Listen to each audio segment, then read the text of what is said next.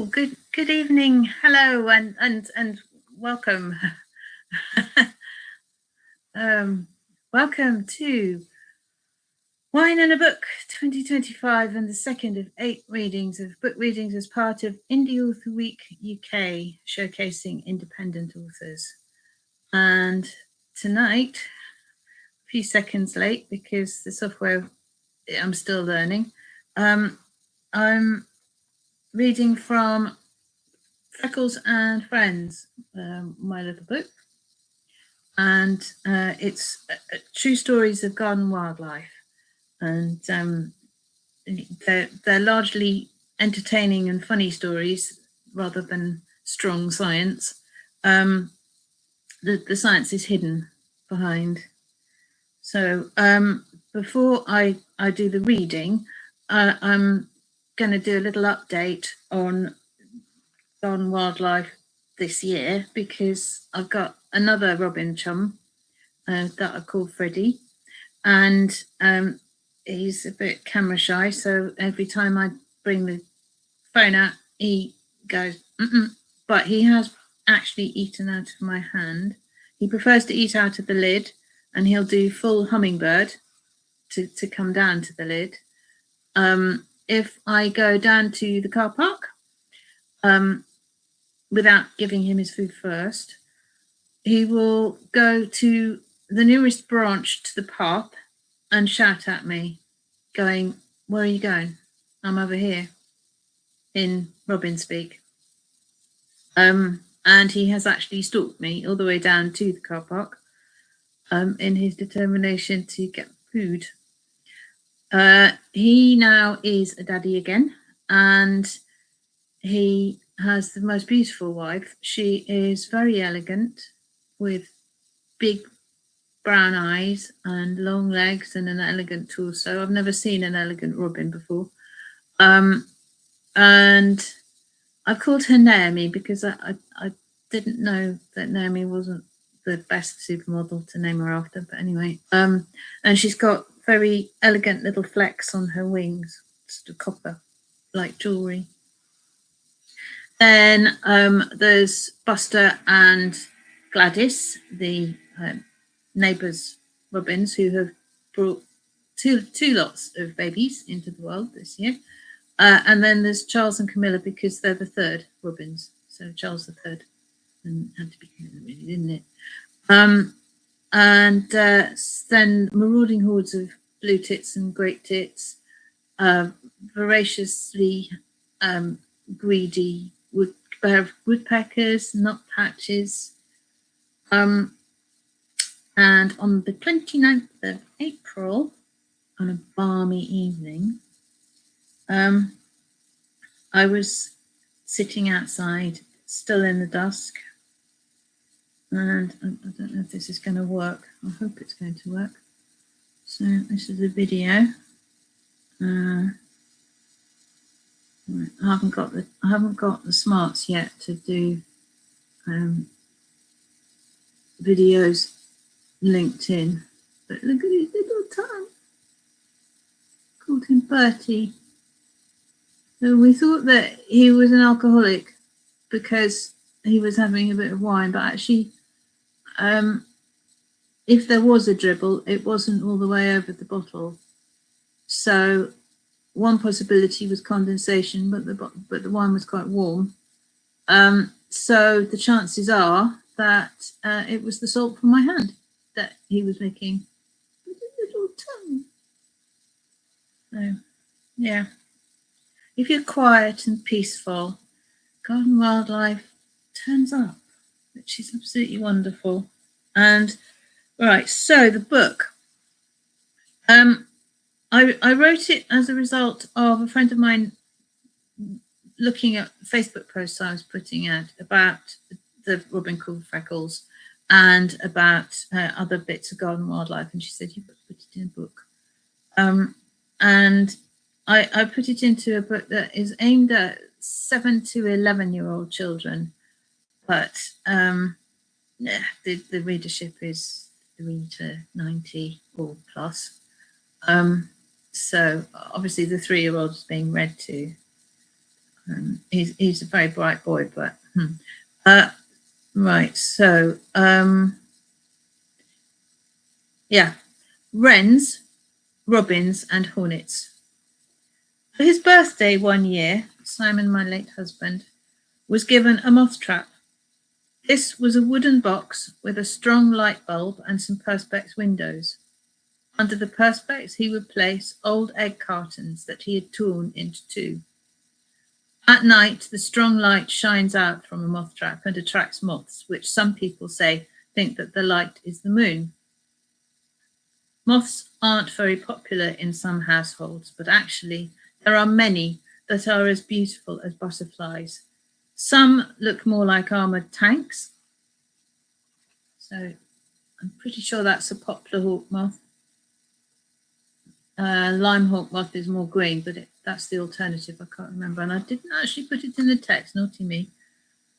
Some look more like armoured tanks, but most need to be looked at carefully to see how different they are to each other.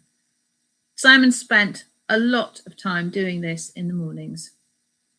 Moths are very popular with birds and bats, as well as spiders, wasps, and hornets, because they all like to eat them.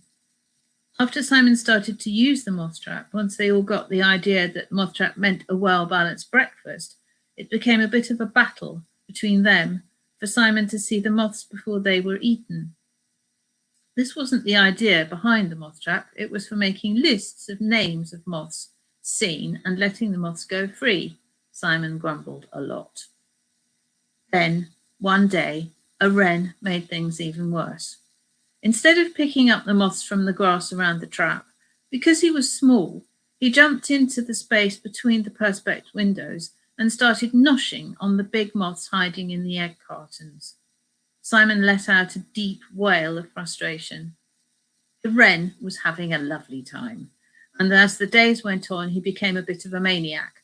All that food was like bright-coloured sweets to human children. He started to fling the egg cartons around inside the trap. Something had to be done soon. Amanda thought about it a bit. She thought about the problem and how it needed to be a simple solution. Something was needed to stop the wren from getting into the moth trap, but still let the moths go inside. There was the possibility of getting up at dawn and waving an umbrella or something at it, but that in the summer is very, very early, and the wren would win every time.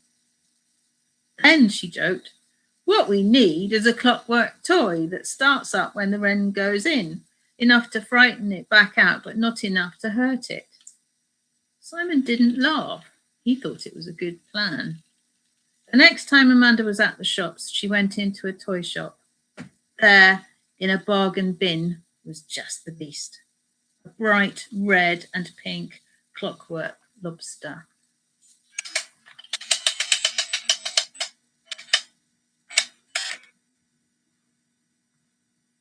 When touched, it made just the right clatter and span around. The touch was light to set it off, and it had no rough edges to hurt anything. That night, Simon and Amanda spent an hour putting the lobster into the moth trap. Every time it touched the floor or an egg box, it would burst into life, spinning in circles.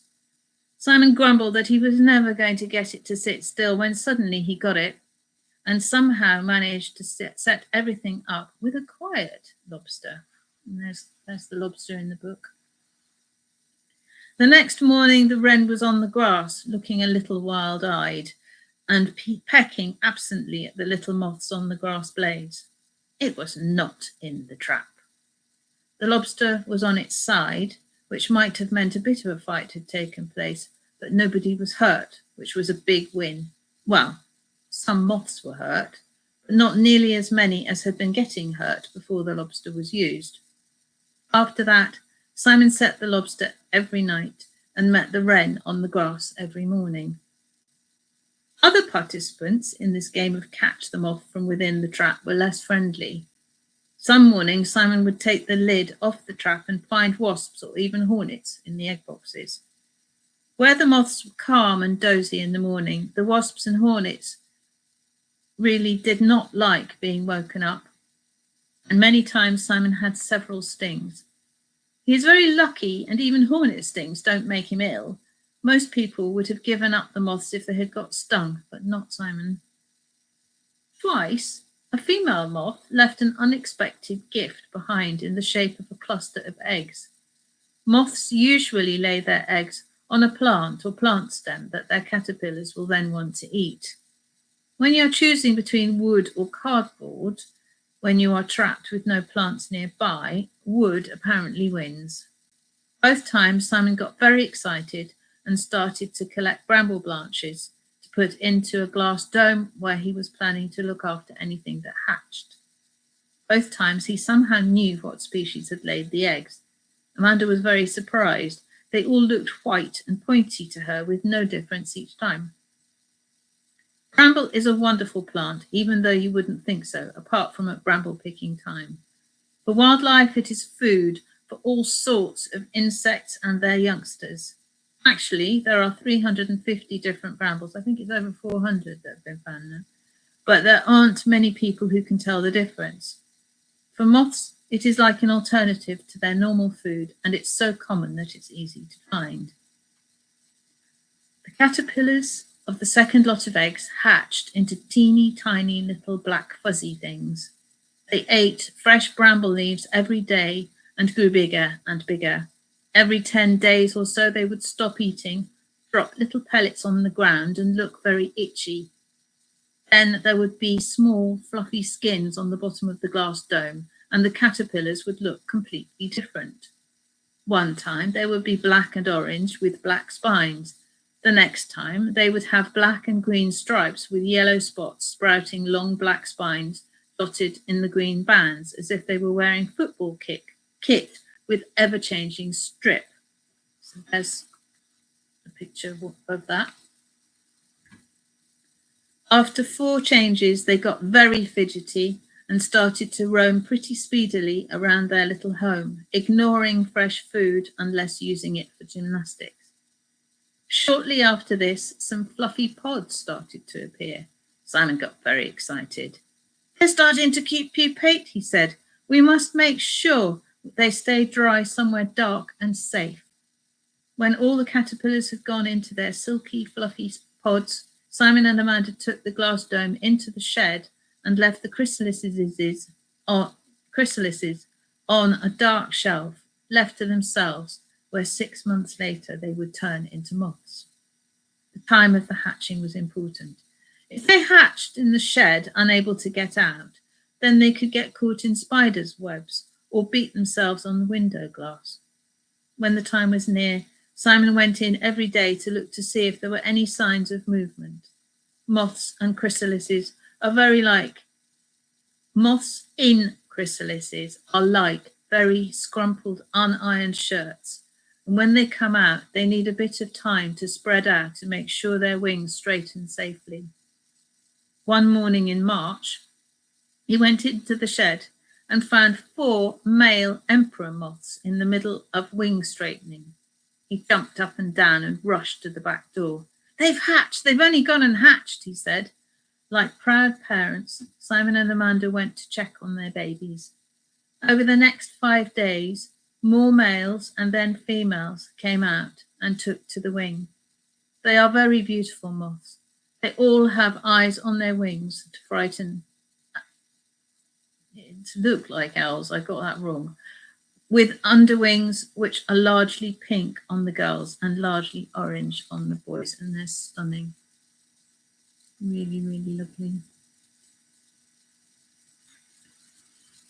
So that's tonight's reading, and I can't remember what's tomorrow. I think it's Jane Austen's Churches. It's either Lichens or Jane Austen's Churches. Sorry. I'll add a note when YouTube actually allows this to go as a watch later thing. So thank you very much for joining me for this reading.